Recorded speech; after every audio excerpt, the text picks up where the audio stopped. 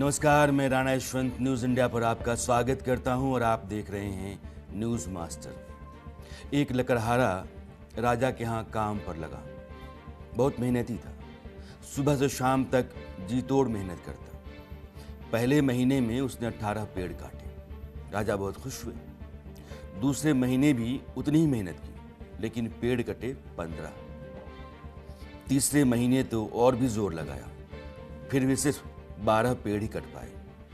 अब राजा खुद उसके पास पहुंचा, पूछा क्या बात है, मेहनत तो कर रहे हो, फिर नतीजा क्यों गिर रहा है? लकड़हारा उदास होकर बोला, मालूम नहीं महाराज, शायद ताकत कम हो गई होगी, शायद उम्र का असर है। राजा मुस्कुराया और उसने एक सवाल पूछा, ये बताओ कि आखिरी बार कुल्हाड़ी पर धार तुमने कब दी थी? लकड़हारा बोला, 3 महीने में एक बार कुल्हाड़ी पर धार दी थी, पहली बार, उसके बाद नहीं। बस बिना रुके काम करता रहा। धार कुंद हो गई और नतीजा गिरता चला गया। राजा ने यह बात उसको समझाई। बात बहुत सीधी है, सिर्फ भागते रहना काम नहीं आता है, थोड़ा रुककर अपनी धार को तेज करना भी जरूरी है। हम रोज काम करते हैं, दौड़ते हैं, तनाव लेते हैं, लेकिन अगर सीखना बंद कर दें, आराम ना करें, परिवार के लिए समय ना दें, यानी कि हम खुद बेहतर कैसे हो सकते हैं, बेहतर होने के जितने रास्ते हैं उन रास्तों पर चलें नहीं, अपने आप को इम्प्रूव ना करें, अपडेट ना करें, तो धीरे धीरे हमारी धार भी कुंद होने लगती है। मेहनत कीजिए ज़रूर, लेकिन बीच बीच में खुद को भी तराशते रहिए, तभी काम भी बढ़ेगा और कामयाबी भी मिलेगी। अब उन 4 चैप्टर्स की बात करते हैं जिनसे होकर के आज हम गुजरेंगे न्यूज़ मास्टर में। चैप्टर 1, इसमें बात होगी आँख का ऐसा ऑपरेशन जिसने आँख ही ले ली। आपको बताएंगे गोरखपुर में कितनी लापरवाही की गई और 18 मरीजों की आंखों की रोशनी चली गई। मोतियाबिंद ऑपरेशन के बाद आखिर क्यों मरीजों की आंख निकालने की नौबत आई, हम आपको दिखाएंगे, आप हैरान रह जाएंगे। चैप्टर 2 में बात करेंगे पाकिस्तान के पूर्व प्रधानमंत्री इमरान खान की, जिनकी बहन ने पाकिस्तान के गृह मंत्री मोहसिन नकवी और आर्मी चीफ आसिम मुनीर पर इमरान को मारने की साजिश रचने के सनसनीखेज आरोप लगाए हैं। आज हमारे साथ होंगी पाकिस्तान की जानी मानी पत्रकार, और उनसे सुनिएगा कि क्या है इमरान खान का हाल। आरजू काजमी बताएंगे। चैप्टर 3 में आपको दिखाएंगे वंदे भारत ट्रेन का जानलेवा खाना। अगर आप वंदे भारत ट्रेन से सफ़र करते हैं तो ये खबर आपको ज़रूर देखनी चाहिए। वंदे भारत ट्रेन में कैसे आपकी सेहत के साथ खिलवाड़ हो रहा है, आपको खाना जो परोसा जा रहा है दरअसल वो जहर है, यह पूरी खबर तफसील से आपको बताएंगे। और चैप्टर 4 में बात करेंगे अमेरिका और ईरान के बीच बढ़ते तनाव की, और क्या अमेरिका ईरान के ऊपर अब हमला करने वाला है? अगर है तो क्या काउंटडाउन शुरू हो गया है? अमेरिका के इस कदम के बीच ईरान की प्लानिंग क्या है, आज यह भी आप देखिएगा। लेकिन सबसे पहले चैप्टर 1।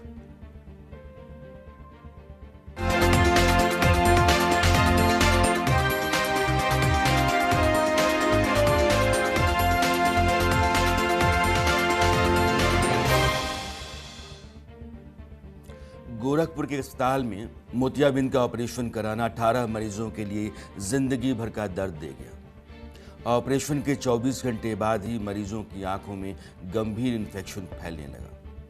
इससे 18 लोगों की हालत बिगड़ गई।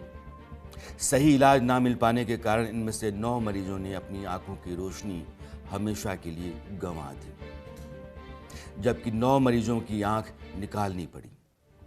दरअसल फरवरी को न्यू राजेश हाईटेक हॉस्पिटल में आई कैंप लगा, जहां 30 मरीजों का मोतियाबिंद ऑपरेशन हुआ और 3 से 4 घंटे ऑब्जर्वेशन में रखने के बाद उन्हें डिस्चार्ज कर दिया गया।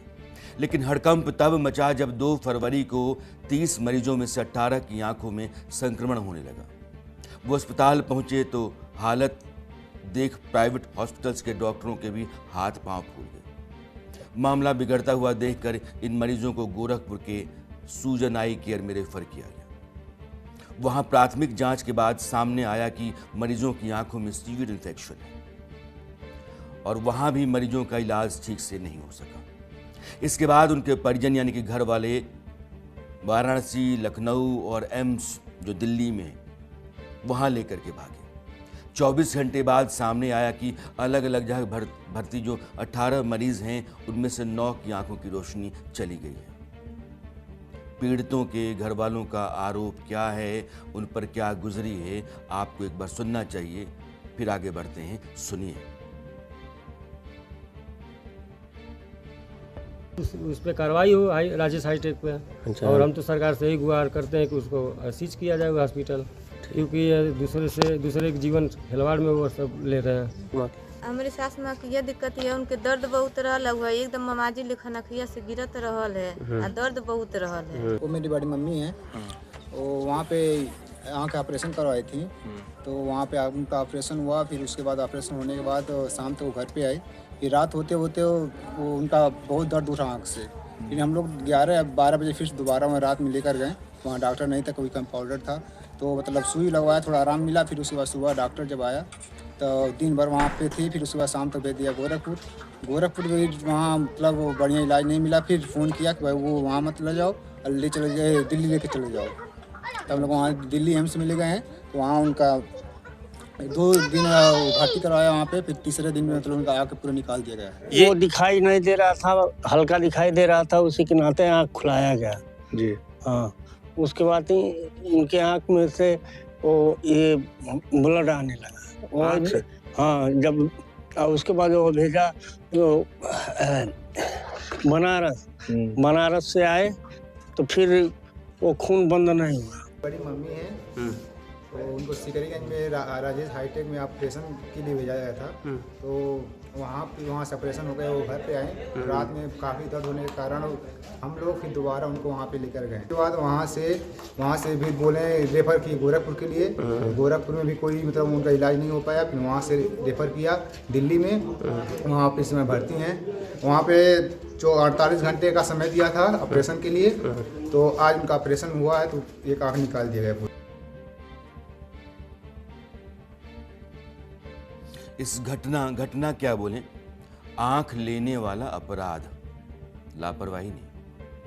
इसकी जानकारी होते ही स्वास्थ्य महकमे में हड़कंप मच गया। आनन फानन में जो डिस्ट्रिक्ट लेवल की कमेटी है उसको बनाया गया और बीआरडी मेडिकल कॉलेज के माइक्रोबायोलॉजी विभाग की टीम ने अस्पताल का दौरा किया, निरीक्षण किया। इन्फेक्शन के खतरे को देखते हुए न सिर्फ इस अस्पताल को सील किया गया, शुरुआती जांच में लापरवाही का अंदेशा भी जताया गया। लेकिन ये लापरवाही नहीं बल्कि सरकारी पैसों पर मुनाफे की रोटी सेंकना है। ऐसे अस्पतालों को मरीजों की चिंता नहीं होती, उनको मतलब है तो बस हर ऑपरेशन के बदले मिलने वाले सरकारी पैसे से। कैंप लगाओ, भेड़ बकरियों की तरह आयुष्मान कार्ड धारकों को जुटाओ और बगैर पर्याप्त तैयारी के ऑपरेशन कर दो। आंख गई तो उनकी बला से।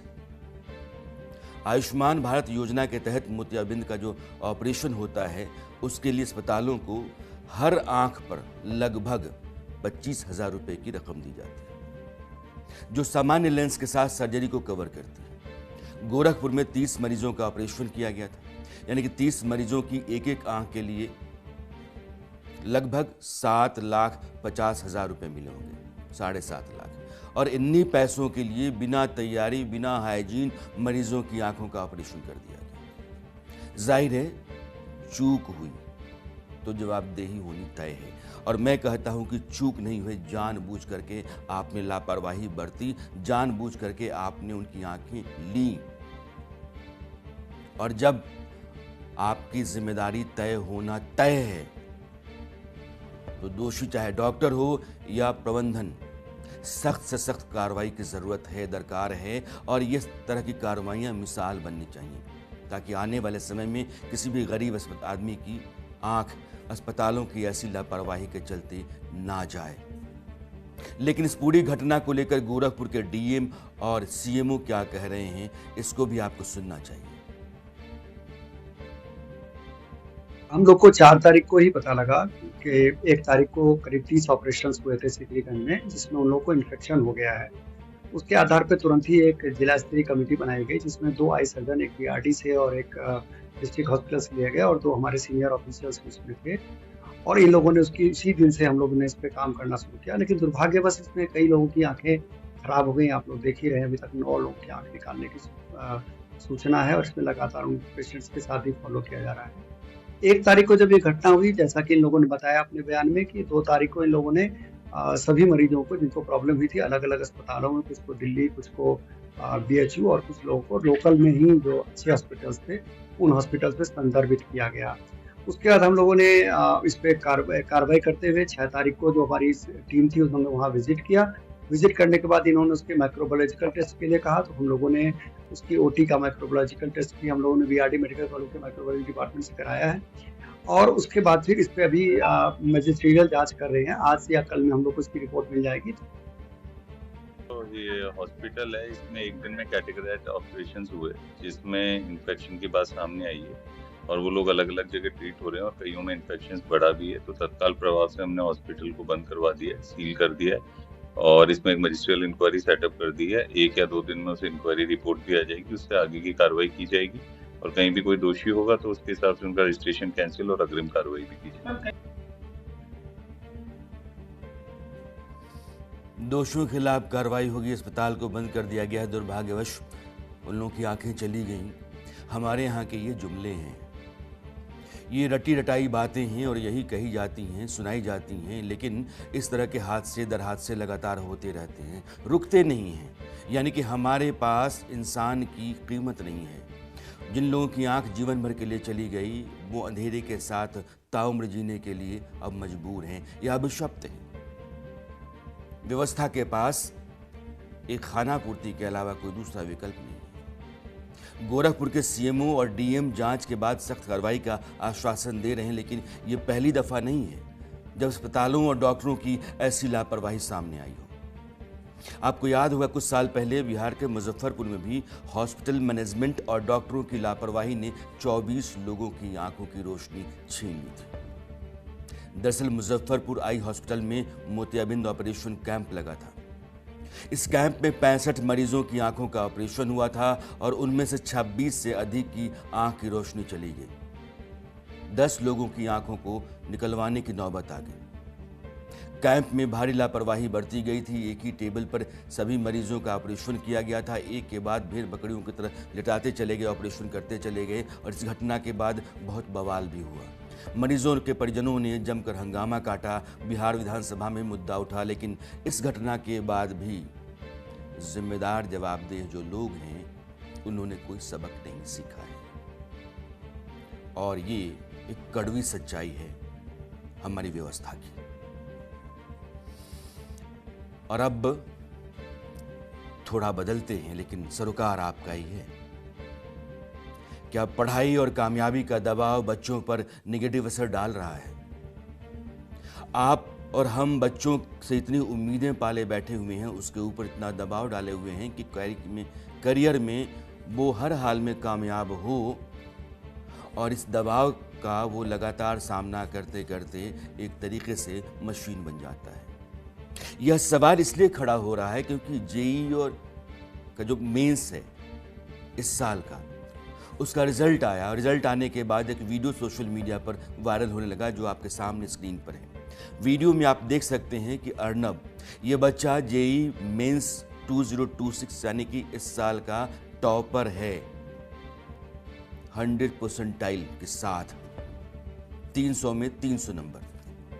उस बच्चे के गले में फूलों की माला है और आसपास टीचर्स उसके साथ ही तालियां बजा रहे हैं, परिवार के लोग हैं। उसकी कामयाबी का जश्न मनाया जा रहा है। परिवार के लोग फूले नहीं समा रहे हैं, लेकिन बच्चे पर जरा गौर कीजिएगा। यह पल किसी भी स्टूडेंट्स के लिए ख्वाब जैसा होता है। सालों की मेहनत कामयाब होती है, कोचिंग, टेस्ट सीरीज और लगातार पढ़ाई के बाद यह कामयाबी अगर आती है तो लगता है कि आसमान से कोई नेमत आ गई है।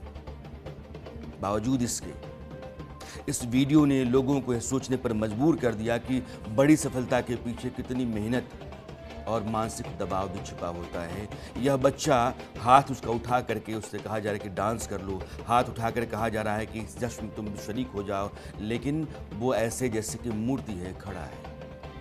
उसके लिए उसकी कामयाबी उसको चमत्कृत नहीं कर रही है।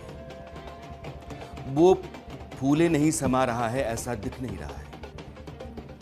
इतनी बड़ी कामयाबी पर तो एक तरीके का उल्लास, उमंग, उत्सव का माहौल खुद का बन जाता है जो बच्चा होता है। लेकिन इस बच्चे पर आप गौर कीजिएगा और इसका वीडियो ही सोशल मीडिया पर सबसे बड़ा सवाल है कि हमने क्या इसके ऊपर इतना दबाव डाला, या इस तरह के बच्चे लगातार दबाव में इस कदर हो जाते हैं कि कामयाबी भी उनको बहुत रास नहीं आती। इस वीडियो पर सोशल मीडिया में तरह तरह के कमेंट्स आ रहे हैं। सोशल मीडिया पर एक यूज़र ने लिखा है कि छात्र को डांस करते देखकर ऐसा लग रहा है जैसे कोई 25 सालों बाद पिंजरे से आज़ाद हुआ। इसमें खुशी भी है और दर्द भी है। एक और यूज़र ने लिखा कि भाई जेईई और मेंस इसलिए पास किया ताकि अच्छी ज़िंदगी जी सके, लेकिन लगता है कि अंदर से पूरी तरह टूटा हुआ है। इस कमेंट का मतलब यह था कि भारत में बड़ी प्रतियोगी परीक्षाओं की तैयारी के दौरान छात्रों को बहुत अधिक दबाव और तनाव, थकान से गुजरना पड़ता है और इससे उनकी मानसिक जो हालत होती है, सेहत होती है, वो प्रभावित होती है बहुत हद तक और उसका असर उनकी पर्सनालिटी पर दिखता है। और अब चैप्टर 2, और चैप्टर 2 में हम आपको लेकर चलने रहे हैं पाकिस्तान। पाकिस्तान का एक शहर है रावलपिंडी। रावलपिंडी में पाकिस्तान की सेना का मुख्यालय है और वहाँ एक जेल है, आदियाला जेल। उस जेल में पाकिस्तान के दिग्गज क्रिकेटर, पूर्व कप्तान, 1992 में पाकिस्तानी टीम को चैंपियन बनाने वाले और पूर्व प्रधानमंत्री इमरान खान बंद हैं। इमरान खान को लेकर के तरह तरह के संदेह और सवाल किए जा रहे हैं। उनकी आंख की रोशनी बस 15% ही बची है। उनके साथ कुछ भी कभी भी हो सकता है, इस बात का अंदेशा है और बहुत सारे संगीन सवाल जो उनसे जुड़े हुए हैं और दुनिया भर में चिंता देखी जा रही है, महसूस की जा रही है और वह चिंता पाकिस्तान तक जा रही है। इसलिए मैंने थोड़ी देर पहले पाकिस्तान की जानी मानी पत्रकार आरजू काज़मी से बात की। आप इस बातचीत को सुनिए।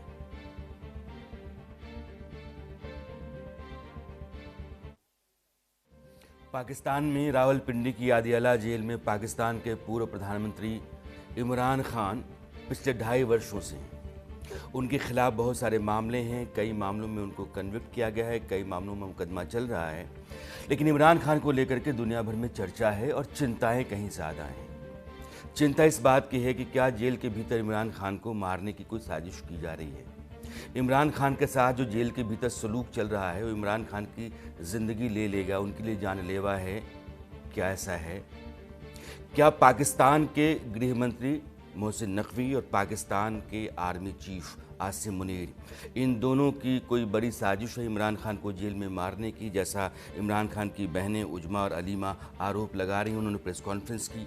या इमरान खान के बेटे बार बार ये कह रहे हैं लंदन से कि उनको वीज़ा नहीं दिया जा रहा है और उनके पिता के साथ जो भी सलूक हो रहा है, दरअसल वो एक डेथ सेल में उनको डाला गया है, जो कमरा है, और वो उनकी ज़िंदगी का आखिरी कमरा भी साबित हो सकता है। इमरान खान को लेकर के जितने भी सवाल हैं और उन्हीं सवालों और चिंताओं को लेकर के दुनिया में क्रिकेट के जो नामी गिरामी 14 कैप्टन रहे हैं, सुनील गावस्कर, कपिल देव से लेकर के और एलन बॉर्डर तक, उन 14 कप्तानों ने पाकिस्तान की सरकार को लिखा कि वो बहुत बड़े आदमी हैं, उनके साथ जो सलूक हो रहा है, हम लोग जो सुन रहे हैं वो अच्छा नहीं है। इमरान खान को लेकर जो कुछ भी दुनिया भर में भी चर्चा है या फिर लोगों को अंदेशा है कि उनके साथ कुछ हो सकता है, एक डर भी है। और इमरान की जो अपनी सच्चाई है, पाकिस्तान की जो हुकूमत है और इंतज़ामिया है, इनकी फ़ौज, वो जो उनके साथ करना चाहती है क्या है, इस पर बात करने के लिए मेरे साथ आरजू काज़मी हैं। आरजू पाकिस्तान की जानी मानी पत्रकार हैं, हिंदुस्तान के भीतर घर घर में जानी जाती हैं और बहुत साफ गोई से और साहस के साथ बोलने वाली पत्रकार हैं। आरजू, ये जो उजमा और अलीमा 2 बहनें हैं इमरान खान की, उन्होंने प्रेस कॉन्फ्रेंस करके आरोप लगाया कि इमरान खान ने उनको कहा है कि ये लोग मुझे मार डालेंगे। क्या अंदेशा उनका है? इमरान खान ने उनको जो कहा है ये कितना सही हो सकता है? सबसे पहले thank you so much sir for inviting me. और जैसा आप जानते हैं सर, एक पाकिस्तान की एक हिस्ट्री रही है, चाहे वो जुल्फ़िकार अली भुट्टो की फांसी हो, बेनज़ीर भुट्टो का मर्डर हो, या और कई दूसरे जो प्राइम मिनिस्टर्स आए हैं, जो प्रोमिनेंट बिल्कुल कई लोग तो उनको आप जानते हैं कि उनके साथ क्या कुछ हुआ, लियाकत अली खान से बिल्कुल स्टार्ट अगर हम लें तो इमरान खान की बहनों का डर खौफ हम ये नहीं कह सकते कि गलत है, क्योंकि जाहिर है इस कंट्री की एक हिस्ट्री रही है और जिस तरह से लोगों की जानें जाती रही हैं तो कुछ भी पॉसिबल है। लेकिन जाहिर है कि उसके ऊपर कोई भी पूरे कॉन्फिडेंस होकर कोई बात नहीं कर सकता, मगर ये ज़रूर है कि इमरान खान से उनकी फैमिली को मिलने नहीं दिया जा रहा, उनके बेटों को वीज़ा नहीं दिया जा रहा, उनको मेडिकल ट्रीटमेंट जो है वो नहीं दी जा रही। कहा जा रहा है कि अक्टूबर से इमरान खान की आंख में इन्फेक्शन है, लेकिन आई स्पेशलिस्ट के पास उनको नहीं लेके जाया गया और इसी वजह से उनकी आंख की इन्फेक्शन जो है वो और ज़्यादा मज़ीद कॉम्प्लिकेटेड हो गई उनकी हेल्थ को लेकर जो है। अब ना सिर्फ ये कि पाकिस्तान में जो उनके सपोर्टर्स हैं वो तो बात कर ही रहते, लेकिन अब अच्छी बात ये हुई है कि अब इंटरनेशनल लेवल पर भी इमरान खान के लिए आवाज़ उठाई जा रही है, बात की जा रही है, जिसकी वजह से इस वक्त जो मिलिट्री इस्टेब्लिशमेंट है और उसी के साथ साथ जो गवर्नमेंट है वो उसके ऊपर ज़रा प्रेशर बिल्ड किया गया है और हो सकता है कि अब थोड़े से इमरान खान के लिए कुछ हालात जो है बेहतर हो, वरना झूठ पे झूठ बोला जा रहा था और कहा जा रहा था कि जी कुछ नहीं है, बिल्कुल खैरियत है, कुछ नहीं हुआ। उसके बाद जब इस्लामाबाद जहां मैं मौजूद हूँ यहाँ के हॉस्पिटल कॉम्प्लेक्स में जब लेकर आए गए इमरान खान को, तब भी उनकी फैमिली को इन्फॉर्म नहीं किया, उनके जो फैमिली डॉक्टर हैं उनको नहीं बुलाया गया और 3 दिन तक इस बात को छुपाने की कोशिश की गई कि इमरान खान को रात के वक्त जो है वो हॉस्पिटल पहुंचाया गया और उसके बाद जो भी ट्रीटमेंट था वो किया गया। लेकिन 3 दिन के बाद अता तारड़ साहब जो कि इंफॉर्मेशन मिनिस्टर हैं उन्होंने ये बात आखिरकार बतानी ही पड़ गई उनको। तो कुछ ना कुछ तो गड़बड़ है, वरना छुपाने की क्या वजह है। उनकी फैमिली को मिलने दें, उनके पार्टी मेंबर्स को मिलने दें, अगर वो हॉस्पिटल लेकर जाया जाता है, क्योंकि जाहिर है इमरान खान को इस एज में जो है कई मेडिकल की कई हो सकते हैं कॉम्प्लिकेटेड चीज़ें हो गई हों, क्योंकि 76 उनकी एज है। तो इस तरह से उनका अगर आप मेडिकल ट्रीटमेंट नहीं करवाएंगे तो फिर डेफिनेटली कहीं ना कहीं डाउट होता है और लोग फिर बात भी करते हैं। आरजू, एक बुनियादी सवाल की तरफ आप इशारा दे रही हैं। आप ये कह रही हैं कि रात के अंधेरे में इमरान खान को आप लाएंगे अस्पताल में और फिर उनको लेकर के जेल चले जाएंगे, परिवार को नहीं बुलाएंगे या दिखाएंगे या पार्टी के लोगों को नहीं इत्तला करेंगे। इसका मतलब ये है कि आप दाल में काला है और आपकी नीयत खोटी है। इमरान खान को मोहसिन नकवी या फिर आसिम मुनीर अगर जेल के भीतर मारना चाहते हैं तो कारण क्या हो सकता है? देखिए ये तो बहुत मुश्किल है, कहा नहीं जा सकता कि वो मारना चाहते हैं या नहीं मारना चाहते, लेकिन ये ज़रूर है कि इमरान खान की उनसे बनती नहीं है। और ये बात तो जिस वक्त फील्ड मार्शल जो है वो आर्मी चीफ नहीं बने थे उससे भी पहले किए कि इमरान खान के और उनके बीच में सभी बात करते हैं कि ज़्यादा टर्म्स अच्छे नहीं थे। इमरान खान चाहते भी नहीं थे कि उनको आर्मी चीफ बनाया जाए, उनकी नज़र में कोई और था जिनको कि इमरान खान लाना चाहते थे। और फिर यही चीज़ें बढ़ते बढ़ते मेरे ख्याल है कि अब इस लेवल पे जा चुकी हैं। जहाँ तक मोहसिन नकवी साहब की बात है तो वो होम मिनिस्टर हैं, उसके साथ साथ फील्ड मार्शल साहब के कहीं ना कहीं से रिश्तेदार भी लगते हैं। तो जाहिर है कि इन लोगों की एक इमरान खान उनके लिए एक प्रॉब्लम है। और इमरान खान उनका ख्याल होगा, शायद मिलिट्री इस्टेब्लिशमेंट का ख्याल होगा कि जैसे पहले बेनज़ीर भुट्टो और आसिफ अली जरदारी, नवाज शरीफ, शहबाज शरीफ और इसी तरह के तमाम नाम जो हैं वो डील करते आए, डील करके ही प्राइम मिनिस्टर बने और उसके बाद डील करके ही मुल्क से बाहर भी चले गए। दोनों चीज़ों में डील की गई। इमरान खान ने एक डील तो की, ठीक है, वो 2018 में इमरान खान 2018 में जो प्राइम मिनिस्टर बने थे वो हरगिज़ मैंडेट पे नहीं बने थे, वो कोई डील का हिस्सा था जो Imran Khan as a prime minister आ गए, जबकि नवाज शरीफ साहब का मैंडेट था। लेकिन जो सेकंड डील जिसको उम्मीद की जा रही थी कि वो कर लेंगे कि जी अब मुझे बाहर निकाल लो और लंदन या सऊदीया या कहीं भी दुबई वगैरह भेज दिया जाए, तो वो नहीं हुआ। इमरान खान ने ये बाहर निकलने वाली डील जो बाकी सब ने की वो नहीं की। यहाँ पर इमरान खान इनको काफ़ी ज़्यादा टफ पड़ गए। फिर उसके बाद इमरान खान की पार्टी जिस तरीके से सोशल मीडिया इस्तेमाल करती है सॉरी वैसे किसी को भी यूज़ करना नहीं आता, किसी पॉलिटिकल पार्टी को नहीं आता। तो इमरान खान जेल में जाने के बाद भी जो है वो एक तरह से न्यूज़ में रहे। इमरान खान के पॉलिटिकल पार्टी के लोग जो हैं वो सोशल मीडिया पे न्यूज़ और उनकी अपडेट्स लगाते रहे। तो ये चीज़ इस वक्त जो सोशल मीडिया है ना, उससे इस वक्त के लोग जो है वो बहुत घबरा गए। इनको लग रहा है कि ये वो वाला टाइम नहीं है ना कि कुछ भी करें तो कोई चैनल्स नहीं है या सोशल मीडिया नहीं, इनकी बात छुप जाएगी, वो नहीं हो पा रहा। जैसे आपने कहा कि वो बेनज़ीर भुट्टो की तरह, नवाज शरीफ की तरह उन्होंने कोई डील नहीं की, इसलिए उनको यहाँ यह भुगतना पड़ रहा है। लेकिन पाकिस्तान की आवाम, चूँकि बहुत बड़ा मुल्क है, 25 करोड़ की आबादी है, पाकिस्तान में उनकी अपनी पार्टी पीटीआई के लोग तो सड़कों पर दिखते हैं, जेल के बाहर धरना करते हुए दिखते हैं। लोगों के बीच में क्या राय है? क्योंकि लोग अगर खड़ा हो जाते हैं तो इस तरह की नाइंसाफियाँ बंद हो सकती हैं। पाकिस्तान में आम आवाम के बीच में इमरान खान को लेकर क्या चर्चा है? देखिए, जब इमरान खान प्राइम मिनिस्टर थे तब तो इमरान खान इतने पॉपुलर नहीं थे, क्योंकि इमरान खान से कोई चीज़ भी जो है वो मैनेज नहीं हो रही थी एज अ प्राइम मिनिस्टर। महंगाई भी थी, दूसरे इश्यूज भी थे, सभी कुछ चल रहा था। लेकिन जब इमरान खान को बाकी लोगों की तरह उनकी गवर्नमेंट हटाई गई वक्त से पहले, उसके बाद उन्हें जेल में डाला गया, तो और फिर एक सिलसिला जो चला, जो हमने 2 साल से ऊपर टाइम हो गया सब देखा, तो उसमें इमरान खान के बहुत से ऐसे लोग भी हमदर्द हो गए जो पहले नहीं थे। तो इमरान खान को लेकर इस वक्त पब्लिक को यही लग रहा है कि अगर इमरान खान बाहर आते हैं और एक फ्री और फेयर इलेक्शंस होते हैं जिसमें हरगिज इधर के उधर वोट्स को ना किया जाए या मैंडेट ना लिया जाए, तो इमरान खान एक बहुत बड़े मार्जिन से जो है वो जीत जाएंगे। और ये बाकी की पार्टीज जो हैं इनको कहीं जगह नहीं मिलेगी, इनके अपने लोग भी शायद इनको छोड़ के साइड पर हो जाएं, तो तकरीबन 70% जो वोट्स हैं या लोग हैं वो इमरान खान की तरफ हो जाएंगे, ऐसा लग रहा है लोगों की बातों से, लोगों के अंदाज से। और शायद यही बात जो है वो इस वक्त की हुकूमत को भी डरा रही है और इस वक्त की वो लोगों को भी खौफजदा हैं जो गवर्नमेंट्स लाते और ले जाते हैं। एक बड़ा सवाल पाकिस्तान को लेकर के हमेशा रहा है कि वहाँ की फ़ौज अगर कुछ नहीं चाहती है तो क्या वहाँ की चुनी हुई सरकारें कुछ कर सकती हैं? क्योंकि आपने कहा कि ये जो आपके फील्ड मार्शल हैं ये कभी आईएसआई चीफ हुआ करते थे, इमरान खान तब वज़ीर आज़म हुआ करते थे, उन्होंने 6-8 महीनों में इनको निकाल के फेंक दिया। फैज़ हमीद को लेकर के एक लंबी लड़ाई बाजवा और इमरान खान के बीच में चली और फिर नदीम अंजुम को बाजवा ने आईएसआई चीफ बनवा दिया, फैज़ हमीद को बाहर कर दिया। अब वो बाजवा के ऊपर करप्शन के बहुत सारे मामले हैं, बाजवा बाहर हैं। इमरान खान के लौटने के बाद बाजवा की मुसीबत बढ़ सकती है, आपके फील्ड मार्शल साहब की मुसीबत बढ़ सकती है, जो हुकूमत में लोग हैं उनके लिए दिन लग जाएंगे।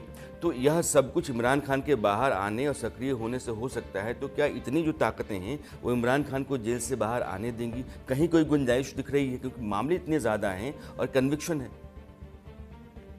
देखिए, पाकिस्तान में ना रातों रात बहुत कुछ बदल जाता है, बहुत सी चीज़ें ऐसी होती हैं जो आप सोच भी नहीं रहे होते और अचानक से हो जाती हैं।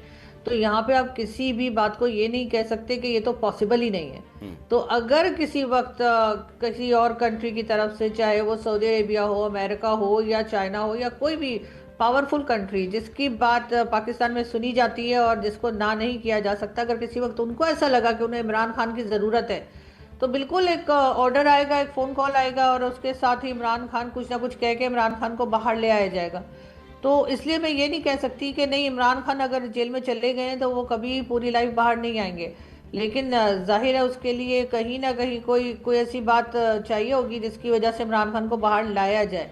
वैसे तो अभी ये शदीद घबराए हुए हैं, क्योंकि इमरान खान अगर अगर खुद भी बाहर लाना चाह रहे हैं इमरान खान को, लेकिन प्रॉब्लम ये कि इमरान खान इनकी जो शर्तें हैं या जो कंडीशंस ये लगा रहे हैं कि अगर आप बाहर आ गए तो आप ये नहीं करेंगे, वो नहीं करेंगे, ये नहीं बात करेंगे, तो उसके ऊपर इमरान खान अब बात नहीं कर रहे शायद, और इसी वजह से ये जो सिलसिला है ये लंबा होता चला जा रहा है।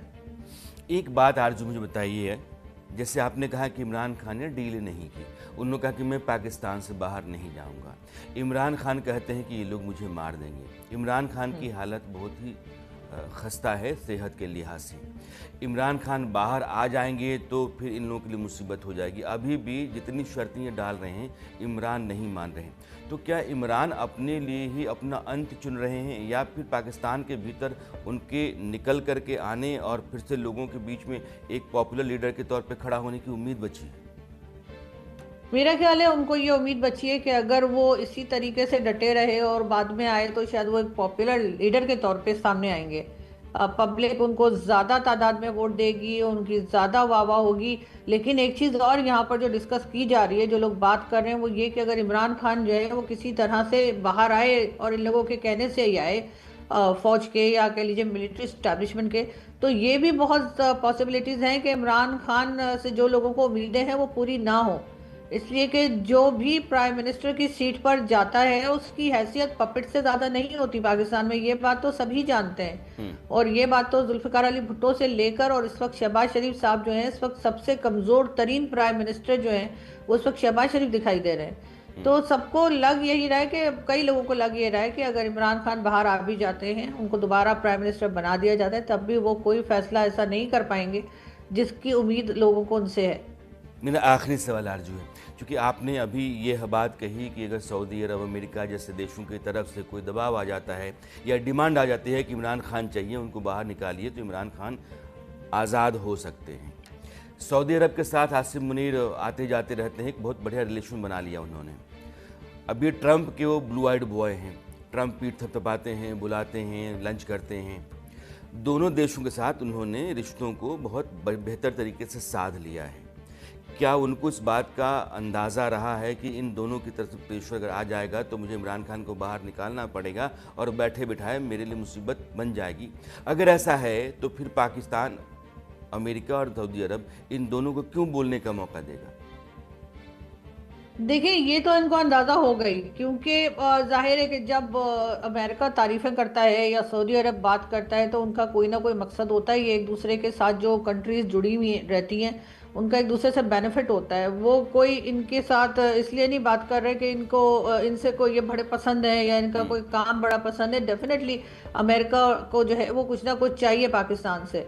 और अगर तो आसिम मुनीर साहब ने वो काम कर दिया उनका, चाहे वो गजा में ट्रूप्स भेजने की बात हो, चाहे वो ईरान के साथ ईरान के वक्त क्लैशेस अगर होते हैं तो उस वक्त अमेरिका के साथ खड़ा होना हो, तब तो सही है। लेकिन अगर ये ना कर पाए, जो कि डेफिनेटली लग ये रहा है कि ये शायद ना ही कर पाए, क्योंकि पाकिस्तान से काफ़ी लोग नाराज़ हैं और वो नहीं चाहते कि पाकिस्तान इस तरह की किसी भी चीज़ में हिस्सा ले।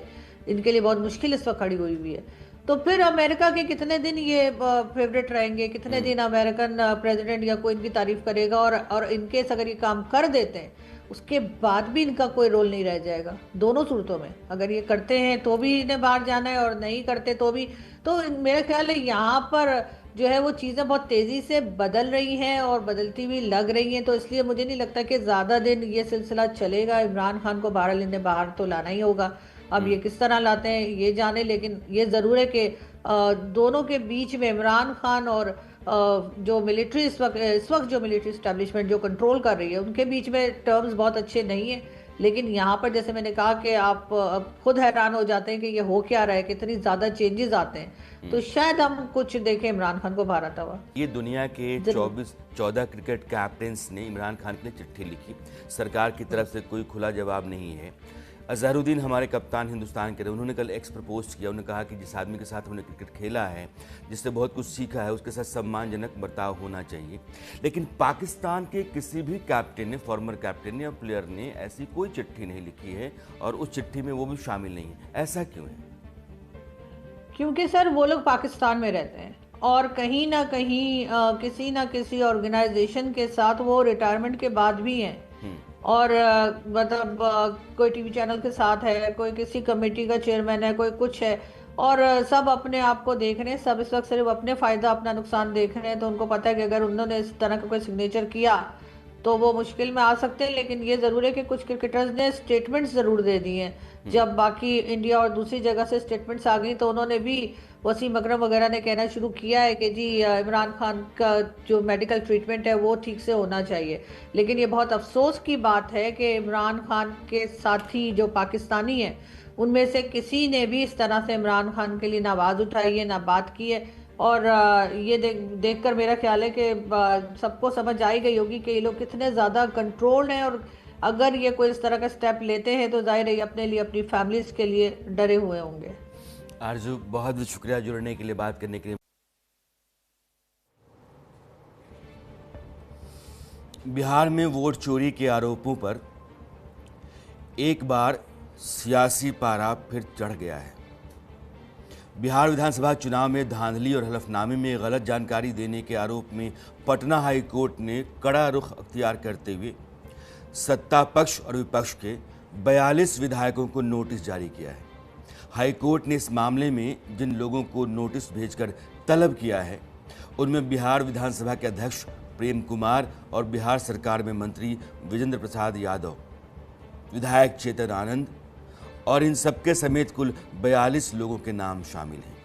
हारे हुए कई उम्मीदवारों ने जीते हुए विधायकों के निर्वाचन को चुनौती देते हुए पटना हाई कोर्ट में याचिका दायर की थी। इन याचिकाओं में चुनाव के दौरान धांधली, वोटों की चोरी और चुनावी हलफनामे में गलत जानकारी देने जैसे गंभीर आरोप लगाए गए।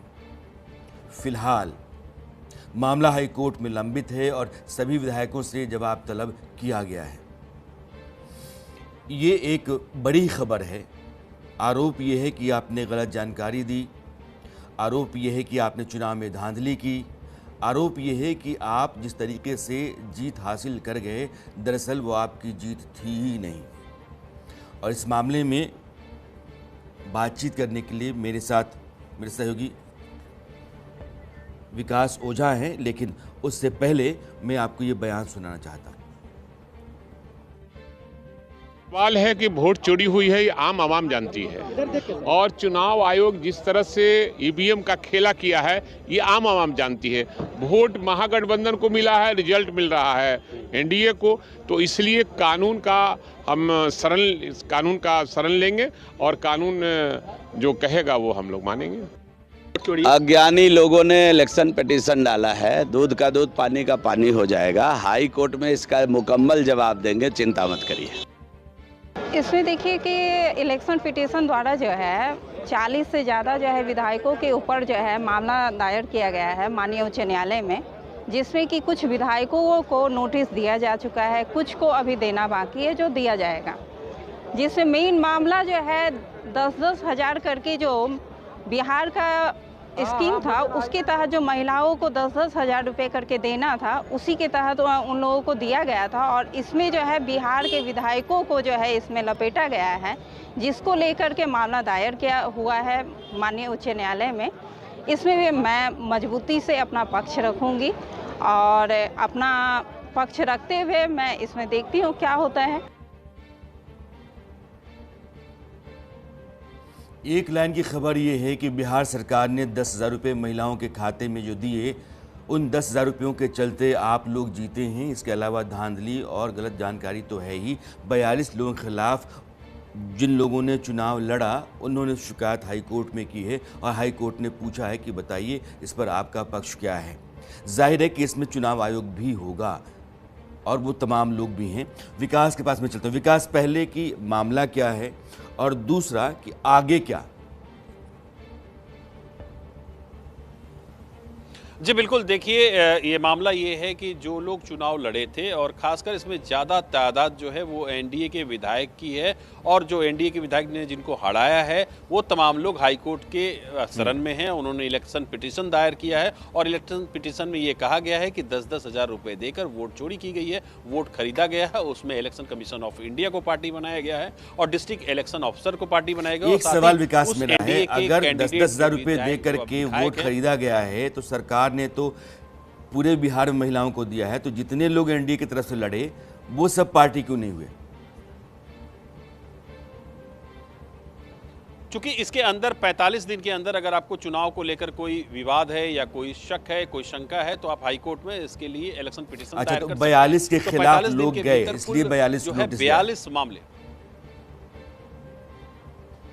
जी बिल्कुल, 42 के खिलाफ लोग आए हैं और 42 के खिलाफ जब लोग यहाँ कोर्ट पहुंचे हैं पटना हाई कोर्ट, तो उसके बाद पटना हाई कोर्ट ने बजरिए नोटिस उनसे जवाब मांगा है कि इसमें उनका क्या कहना है। तो जवाब चुनाव आयोग से मांगा गया क्या? जी बिल्कुल, इसमें चूंकि एक पार्टी जो प्रमुख पार्टी है दूसरे नंबर पर चुनाव आयोग है, और चुनाव आयोग के वकील भी अपीयरेंस स्लिप के जरिए इस पूरे केस में, जो पूरे 42 केस हैं उसमें वो अपीयर हैं, और जो विधायक हैं उनके भी वकील अपीयरेंस स्लिप के जरिए इस पूरे मामले में अपीयर हैं। विकास, बहुत शुक्रिया दर्शकों के साथ ये जानकारी बांटने के लिए। और न्यूज़ मास्टर में अब बात करते हैं वंदे भारत ट्रेन की। ट्रेन में मिलने वाले खाने की ये खबर आपके लिए ज़रूरी है। वंदे भारत ट्रेन में जो खाना परोसा जाता है, जो आप खाते हैं, वो आपको बीमार कर सकता है और वो आपकी सेहत के लिए ख़तरनाक भी हो सकता है, जानलेवा भी। ये हम यूं ही नहीं कह रहे हैं, बल्कि वंदे भारत ट्रेन से आई तस्वीरें इस सच्चाई को बयान कर रही हैं। सोशल मीडिया पर एक महिला हैं अबनी बंसल, और उन्होंने अपना वीडियो डाला है। उस वीडियो में खाने को लेकर के जो सवाल उन्होंने उठाया है वो वाकई चिंता बढ़ाने वाला है। सोशल मीडिया पर शेयर किए गए उनके वीडियो में उन्होंने बताया कि वह प्रयागराज से दिल्ली वंदे भारत में सफ़र कर रही थीं और एक दिन पहले दिल्ली से प्रयागराज राजधानी एक्सप्रेस से गई थीं। दोनों ही ट्रेनों में उन्हें जो रोटियां और कचौरी मिली वो सील बंद प्लास्टिक पैकेट में गर्म की गई थी। जब उन्होंने ट्रेन स्टाफ से पूछा तो बताया गया कि रोटियां पैकेट समेत ही माइक्रोवेव में गर्म की जाती हैं। मतलब वंदे भारत ट्रेन में आप जो खाना खा रहे हैं उसमें खाने के साथ प्लास्टिक वाला जहर भी जा रहा है, क्योंकि प्लास्टिक बाहर से है, गर्म करते हैं तो जाहिर है वो आपके खाने में पिघल करके जा रहा होगा, नहीं जा रहा है, और आपकी सेहत को बिगाड़ रहा होगा। सिर्फ इतना ही नहीं, वो जानलेवा भी साबित हो सकता है। ये वीडियो आप देखिए पहले। तो इसको अपन ने माइक्रोवेव में गर्म किया। आपको ठंडा चाहिए? नहीं, मेरे को ठंडा नहीं चाहिए। अपन ने इसको माइक्रोवेव में गर्म किया। हाँ, इसको माइक्रोवेव में गर्म किया ना अपन, गर्म किया। तो जितनी भी प्लेट्स है सबको माइक्रोवेव में गर्म करते रहे। अब इसमें लिखा हुआ है कि store in cool and dry place. हाँ, एक सेकंड, नहीं, क्यों, व्हाई नॉट? भाई यू आर गिविंग, ये खाना आप सबको सर्व करें पब्लिक ट्रेन में। ये ऑथराइजेशन क्या है? इसमें कोई प्राइवेट इन्फॉर्मेशन तो नहीं है। इसमें लिखा हुआ है store in a cool and dry place. अभी आपने कहा कि आप इसको माइक्रोवेव स्टोर करने के लिए क्या यहाँ पे कहाँ लिखा हुआ है कि इसको अपन माइक्रोवेव कर सकते हैं? ये पैकेट को माइक्रोवेव कर सकते हैं डायरेक्टली? बिल्कुल। बताइए कहाँ लिखा है?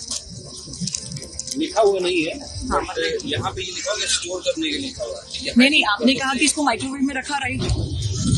आपने इसको माइक्रोवेव में रखा, राइट? हाँ, बिल्कुल रखा। इसमें कहाँ लिखा हुआ है कि इसको अपन माइक्रोवेव में डाल सकते हैं? ये मैम जो आप देख रहे हो ना, ये सेफ्टी पर्पस से लिखा हुआ है स्टोर इन ए कूल। ताकि बताओ इस पैकेट पे कहाँ लिखा हुआ है कि ये पैकेट पे लिखा नहीं है। तो इसको आपको नहीं लग रहा है? एक बेसिक बात समझो, ये प्लास्टिक का है, इसको यदि अपन सीधे माइक्रोवेव में रख देंगे, हाँ, तो इसमें ये IRCTC का बना हुआ है। IRCTC का है। कहाँ लिखा हुआ है कि माइक्रोवेव डायरेक्टली कर सकते हैं इसको? इसमें लिखा नहीं, मैं तो बोल रहा हूँ लिखा नहीं है। हाँ, तो फिर कैसे माइक्रोवेव कर रहे हैं अपन इसको? गरम देने के लिए, शॉर्टकट करने के लिए अपन सीधे वीडियो मत बनाइए। नहीं, मैं आप वीडियो में क्या प्रॉब्लम है? आपने पूरी ट्रेन को खाना खिलाया है। कंप्लेन करना है, मैं कंप्लेन तो कर ही रही हूँ। वीडियो में आपको क्या प्रॉब्लम है? आपने खाना सबको सर्व किया है, आप खुद से बोल रहे हैं कि इसको माइक्रोवेव किया है। बिल्कुल किया है। तो फिर क्या प्रॉब्लम है? ठीक है, ठीक है। गरम करके जहाँ मुझे कंप्लेन रेज करना है मैं आपको कर ही रही हूँ और मैं करूंगी, बिल्कुल करूंगी। लोगों के जागरूक होने और सोशल मीडिया की सक्रियता ने सरकारी मशीनरी को बहुत हद तक चुस्त किया है। ये वंदे भारत है, हाई स्पीड ट्रेन है, एयर कंडीशन ट्रेन है, 160 की रफ्तार से चलती है, और 2018 में जब शुरू किया गया था तो मेक इन इंडिया प्रोजेक्ट का यह बड़ा, उस अभियान का बड़ा प्रोजेक्ट है, आप यह मान के चलिए। और आंकड़ा कहता है कि 164 ट्रेनें आज की तारीख में चल रही हैं। 82 रूट पर 274 जिलों से होकर के वंदे भारत ट्रेनें गुजरती हैं, और हर ट्रेन में 18 से 20 कोच होते हैं। लोग सफ़र करते हैं, खाना खाते हैं, और प्लास्टिक की पन्नी में अगर खाना पैक्ड है, अगर माइक्रोवेव में गर्म करके आप देंगे तो जाहिर है आप खाना खिला नहीं रहे हैं, ख़तरा भेज रहे हैं। और अब बात करते हैं ईरान की और अमेरिका की। मिडिल ईस्ट में महायुद्ध के काले बादल गहराने लगे हैं, और इस बात का अंदेशा लगातार बढ़ता चला जा रहा है कि ईरान पर अमेरिका किसी भी वक्त हमला कर सकता है। अमेरिकी मीडिया का दावा है कि इसी हफ्ते ईरान पर अमेरिका हमला करेगा। दावा यह भी है कि अगर अमेरिका सैन्य कार्रवाई करता है तो यह कई हफ्तों तक चलने वाला बड़ा ऑपरेशन होगा। अमेरिका के टारगेट पर ईरान 2 कारणों से है। पहला ये है कि उसका परमाणु प्रोजेक्ट, परमाणु बम बनाने का उसका अपना प्रोजेक्ट, और दूसरा वहाँ की जो सरकार है इस्लामी सत्ता, खामेनेई की सत्ता को हटाना और उसके परमाणु प्रोग्राम को रोकना, यह दोनों मांग अमेरिका की है, और ईरान इन दोनों पर तैयार नहीं हो रहा है। और हमले के दावे इसलिए किए जा रहे हैं कि जब मिडिल ईस्ट में अमेरिका ने 2003 में इराक के खिलाफ युद्ध की शुरुआत की थी या हमला किया था, तो उसके बाद से इस दफ़ा उसकी सबसे बड़ी एयरफोर्स की तैनाती है। बड़े पैमाने पर एयर ऑपरेशन के लिए ज़रूरी कमांड एंड कंट्रोल एयरक्राफ्ट भी भेजे जा रहे हैं। हाल के हफ्तों में एयर डिफेंस सिस्टम भी इलाके में लगाए गए हैं, यानी कि ईरान पर हमले की पूरी तैयारी ट्रंप ने कर रखी है। जो अमेरिकी वॉरशिप है, 2 वॉरशिप,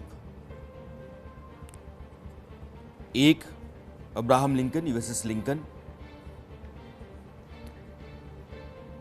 और ग्राफिक्स के ज़रिए मैं आपको ये दिखाना चाहता हूँ कि अमेरिका ईरान को किस कदर से कसे जा रहा है और उसका जो पूरा इरादा है वो साफ बताता है कि ईरान पर हमले के लिए वो कोई कसर बाकी नहीं छोड़ रहा है। और इतनी बड़ी तैनाती अगर है तो इस तैनाती का कोई ना कोई नतीजा निकलने वाला है। और डोनाल्ड ट्रंप के बारे में आप तयशुदा तौर पर कभी कुछ नहीं कर सकते हैं, इसलिए उनकी फ़ौज उनके फैसले का या आदेश का इंतज़ार कर रही है।